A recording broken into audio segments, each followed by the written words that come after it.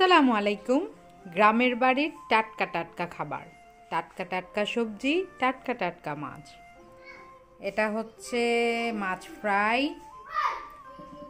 এটা হচ্ছে চাপলা মাছ ভুনা, এটা হচ্ছে শাক ভাজি, এটা শুটকি দিয়ে আলু, আমার অনেক ফেভারিট।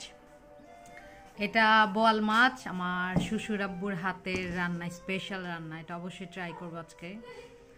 এটা মূলা দিয়ে চিংড়ি, এটা পাতলা ডাল, যেটা না হলে আমার চলেই না। আর এটা হচ্ছে লাউ দিয়ে মাছের মাথা, আর এটা হচ্ছে চিকেন দিয়ে আলু দিয়ে দেশি মুরগি।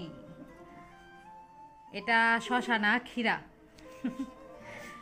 আর এটা হচ্ছে পোলাও।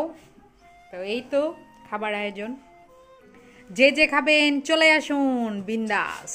আসসালামু আলাইকুম ওয়া রাহমাতুল্লাহ।